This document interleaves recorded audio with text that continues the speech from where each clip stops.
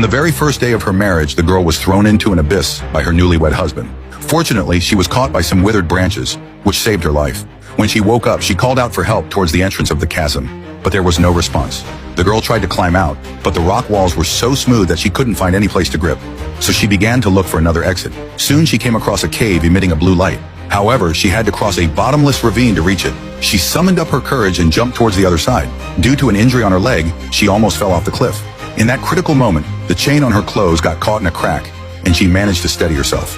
She took out a dagger from her bosom. After arduous efforts, she finally climbed up. She discovered that the source of the blue light was composed of insects and their secretions.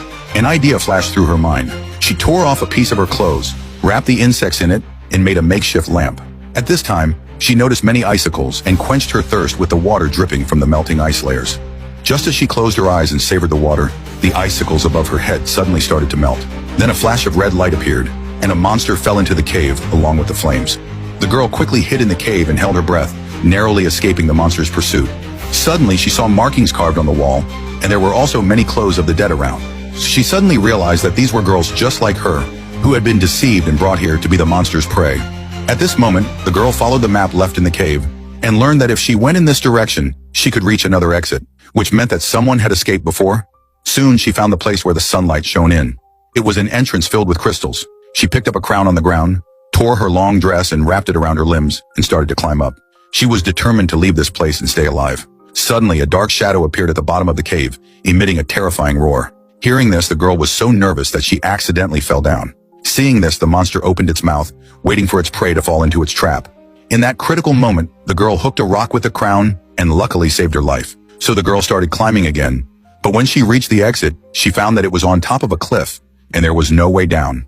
Just as she was sinking into despair, the sound of horse hooves came from a distance. She quickly waved her arms and shouted loudly, trying to attract attention. Unexpectedly, the monster suddenly flew towards her. Frightened, she retreated to the corner and found a skeleton beside her.